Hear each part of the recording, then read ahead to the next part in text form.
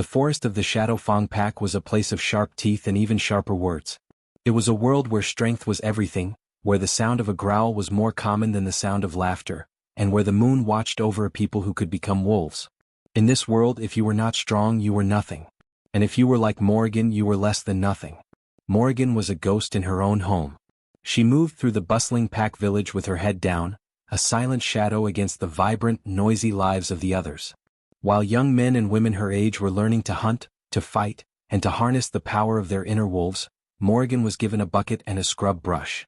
Her clothes were simple and worn, a dull gray that matched the perpetual sadness in her eyes. She was 17 winters old, and in all those years, her wolf had never awakened. The pack had a cruel word for someone like her. They called her Barren. It was not that Morrigan was weak in spirit.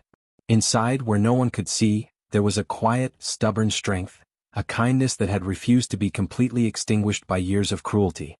But on the outside, she was the pack's servant, their punching bag, the living reminder of what happened when the moon goddess turned her back on a wolf. Her day began before the sun had properly risen, when the air was still cold and bit at her skin. Her first task was to draw water from the central well and carry the heavy buckets to the Alpha's house. The journey was always the same. She would walk past the training grounds, where the young warriors practiced shifting, their bodies contorting with painful-sounding cracks and pops into magnificent, snarling wolves. They would see her and sneer, making a show of their own power as she struggled with her burden. "Watch your step, no wolf," one of them, a boy named Jet, would snarl. "Wouldn't want you to spill our water."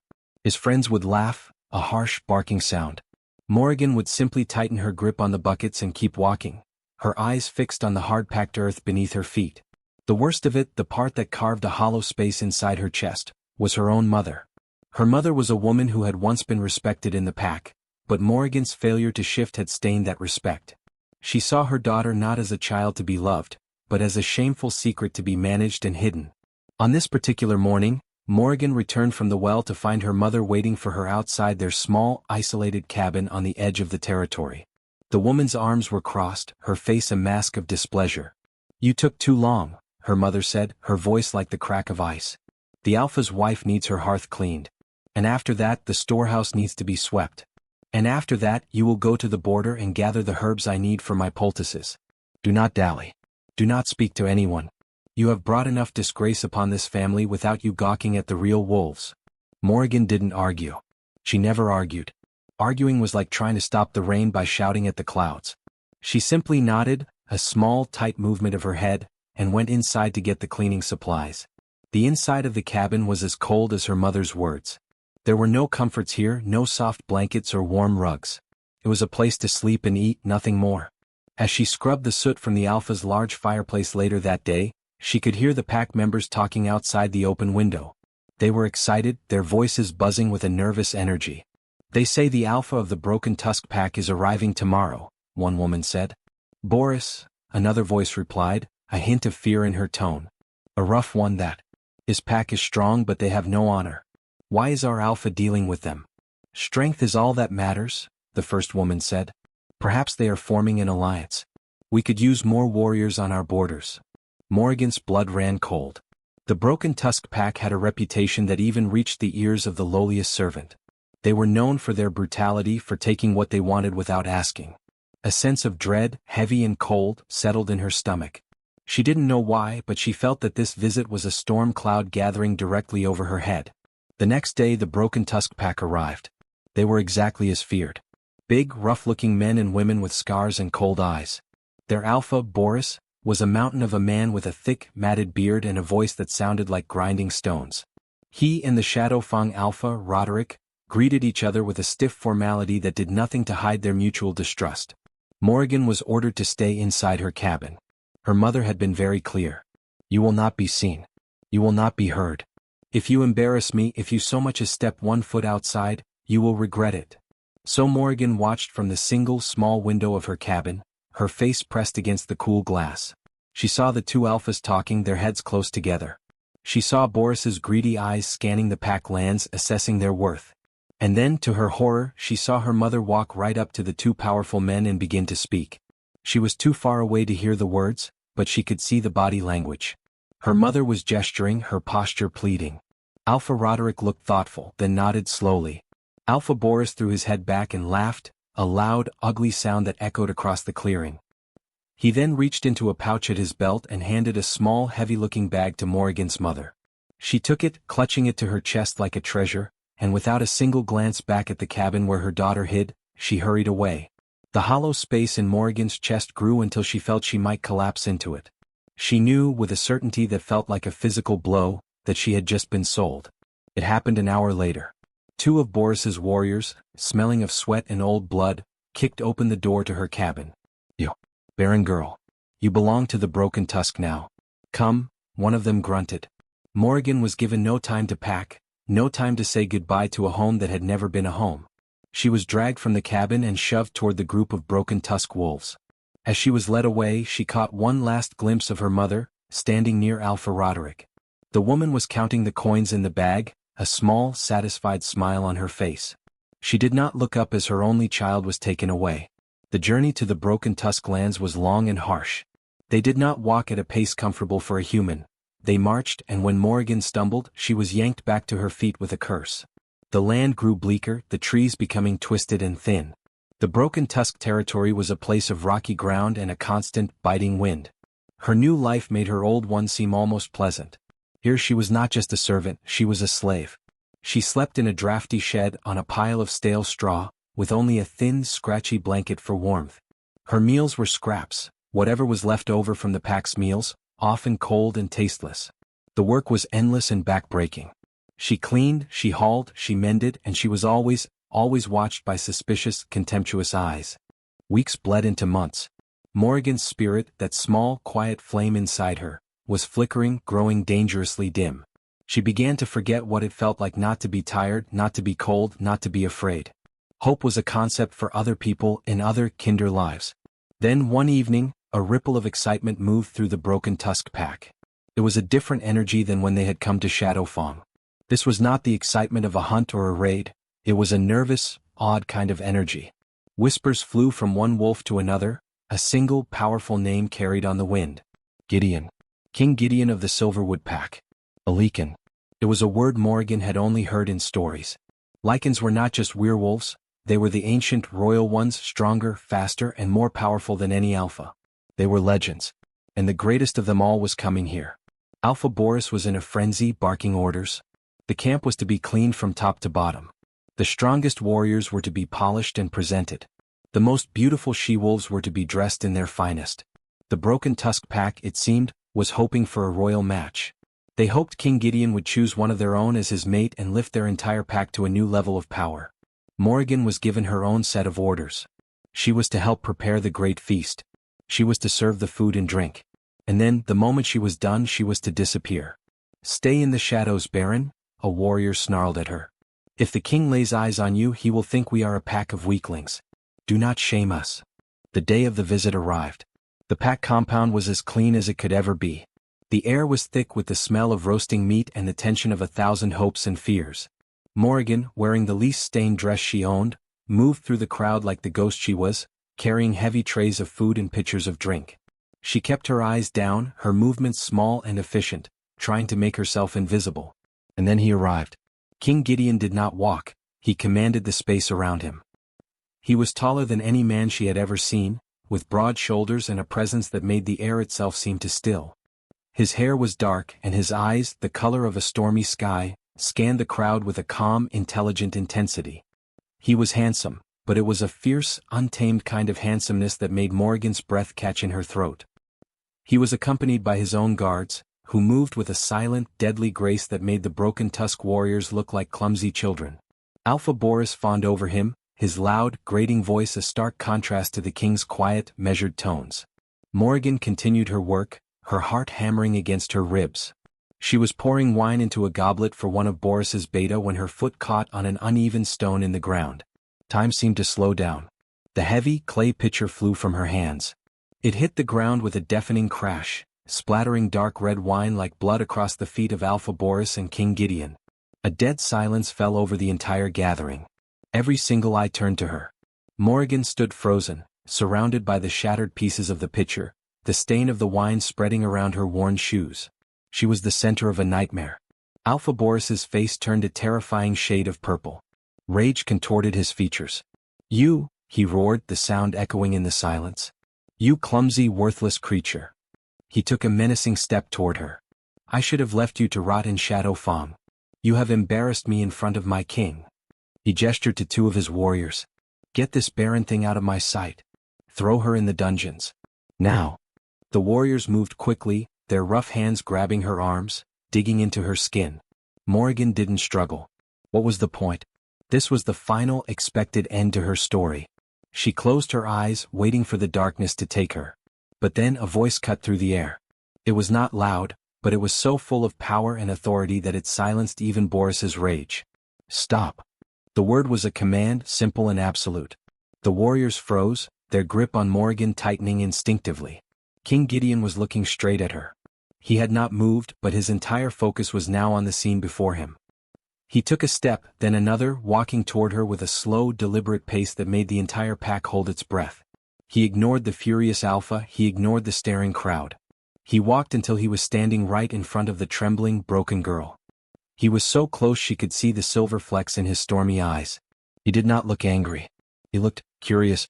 And then, to the utter shock of everyone present, King Gideon, the legendary Lycan, knelt down on one knee in the dirt and the spilled wine, placing himself at her eye level. He looked at her, truly looked at her, not as a piece of trash but as a person. His gaze was deep and searching. When he spoke, his voice was low, meant only for her ears, a soft rumble that vibrated in her very soul. "I see the strength in your eyes," he whispered, his voice filled with a wonder that Morrigan had never heard directed at her before. "I see the kindness you have shown even when none was given to you. I see you, Morrigan." He knew her name. How did he know her name? Before she could even process that, he stood up, turning to face the stunned and silent Alpha Boris. His voice rang out, clear and powerful, carrying across the entire pack square. "I have seen your warriors. I have seen your she-wolves. They are not what I am looking for." He paused, letting his words sink in. Then he raised a hand and pointed directly at Morrigan, who still stood shaking between the two frozen warriors. "I do not want your strongest. I do not want your proudest." His voice boomed, leaving no room for argument. "I choose her. I choose Morrigan."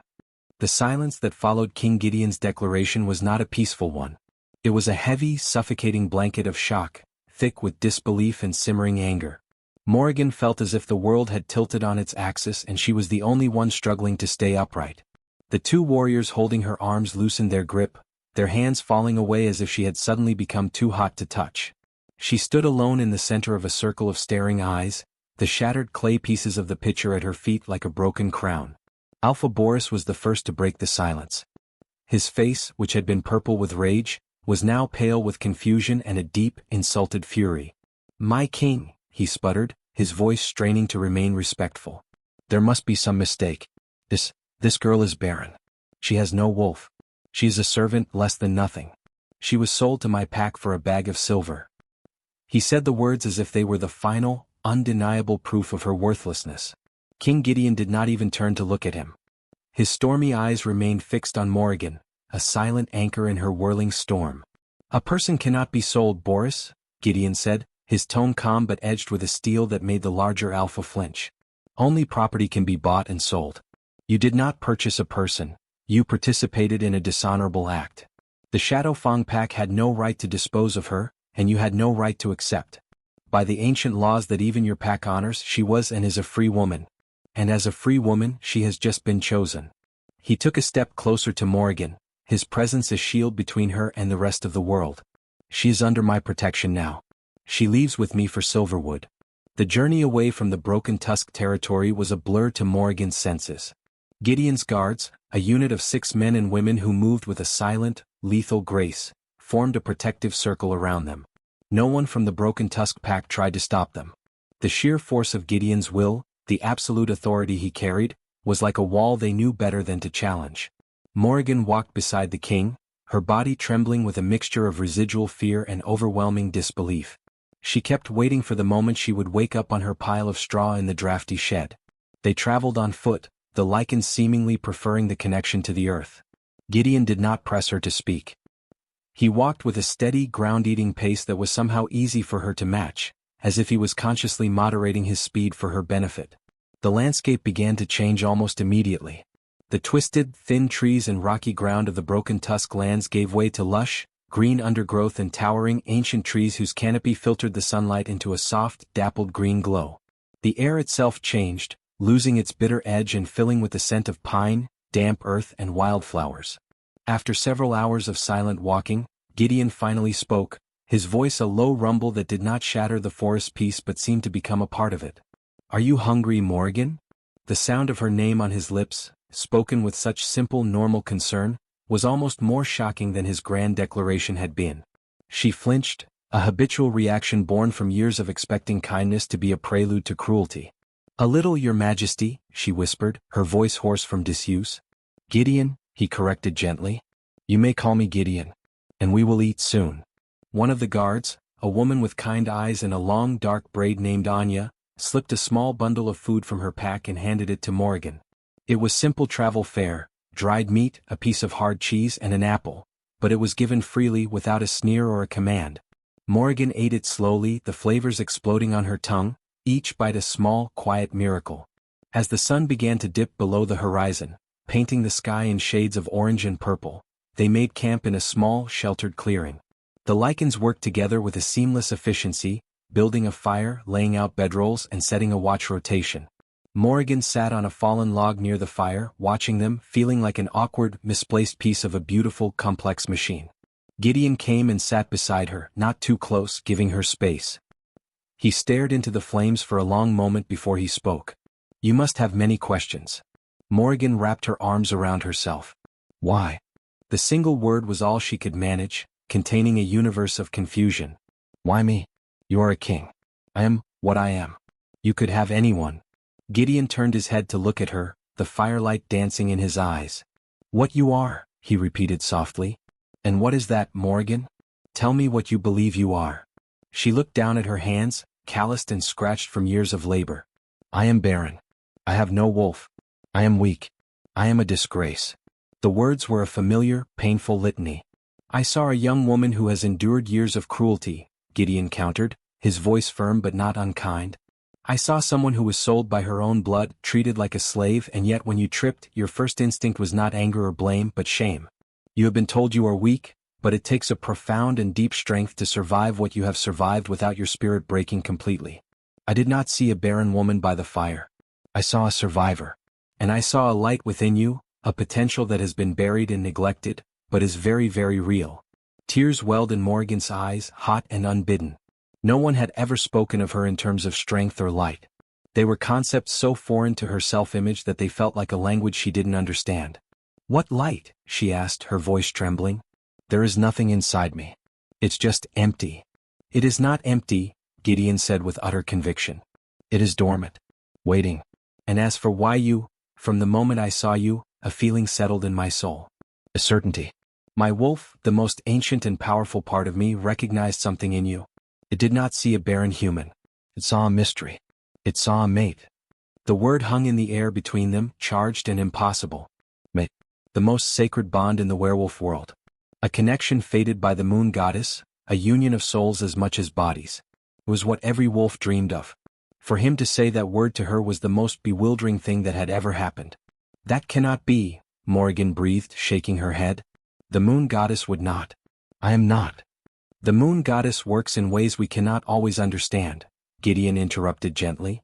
"I am not asking for your answer now. I am not demanding anything from you. I am simply telling you the truth of what I felt.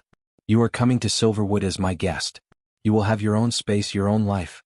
You will be safe, respected, and free. Whatever happens after that will be your choice." The concept of choice was as foreign as the concept of being a mate. In her entire life, Morrigan had never been given a real choice about anything. His words were a gift more precious than any jewel. The next few days of travel were a slow, gradual thawing of Morrigan's frozen spirit. Gideon continued to talk to her, not with the pressure of courtship, but with the genuine curiosity of someone getting to know another person.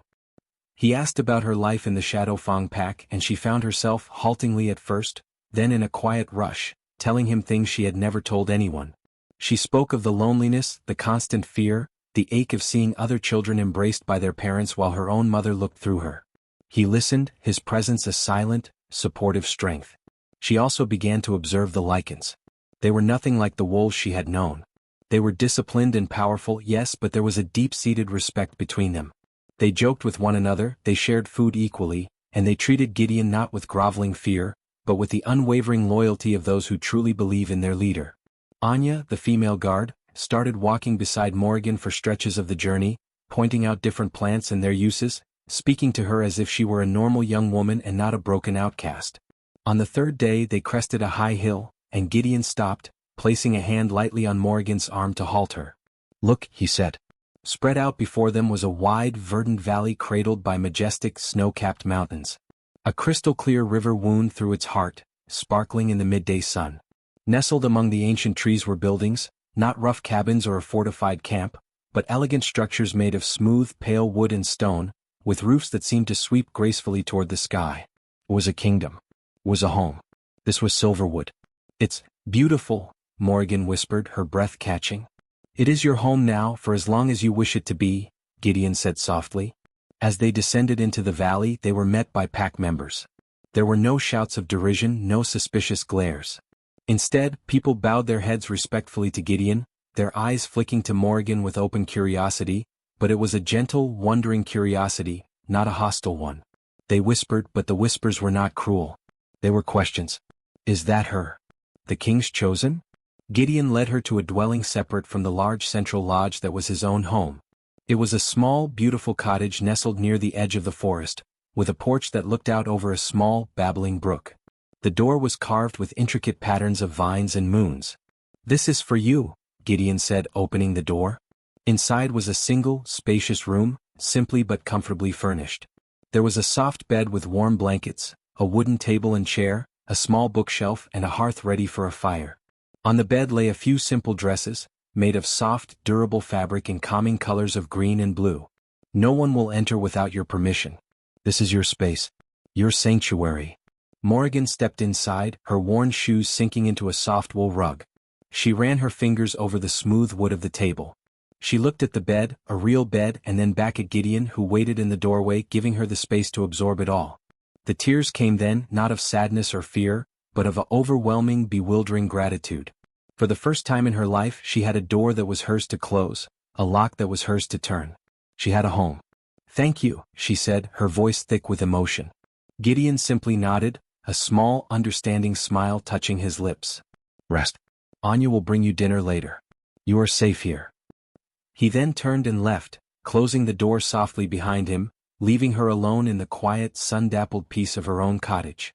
Morrigan stood in the center of the room for a long time, listening to the sound of the brook outside and the gentle rustle of the leaves.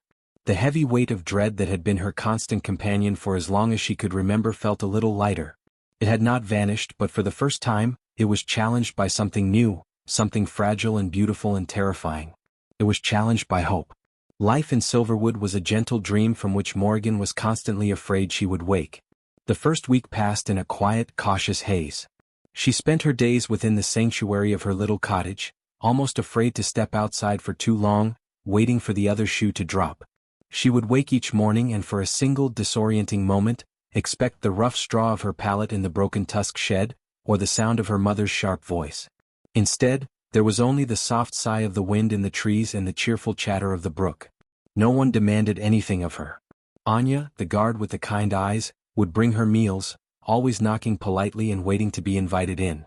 She would stay for a few minutes talking about the weather or pointing out a bird's nest near the cottage, never pushing, simply offering a quiet, steady friendship. Gideon visited each day but never for long and never in a way that felt imposing. Sometimes he would simply walk with her along the brook, talking about the history of Silverwood or the habits of the forest animals. Other times, he would bring a book and read to her by the water's edge, his deep, calm voice a soothing balm to her frayed nerves. He never mentioned the word mate again, but his care for her was a tangible thing, a warm, protective cloak she could feel wrapped around her. He was teaching her what it felt like to be valued, not for what she could do but simply for who she was. And slowly, tentatively, Morrigan began to unfurl. She started tending the small wildflower garden beside her cottage. She began taking longer walks, venturing beyond the brook to explore the edges of the vast, beautiful forest. The pack members she encountered always greeted her with a respectful nod or a warm smile. A young mother once stopped her to admire a flower she had picked, and they spoke for 10 minutes about the different blooms of the valley. The interaction was so simple, so normal, and it left Morrigan feeling dizzy with a strange new emotion she barely recognized: belonging. One evening, Gideon arrived at her cottage as the sun was setting, painting the sky in brilliant shades of crimson and gold. "There is a place I would like to show you," he said, his eyes reflecting the fiery sky. "It is a bit of a walk, but I think you will find it worth the journey." Morrigan, her heart feeling lighter than it ever had, simply nodded and followed him. They walked in a comfortable silence, deeper into the forest than she had ever gone.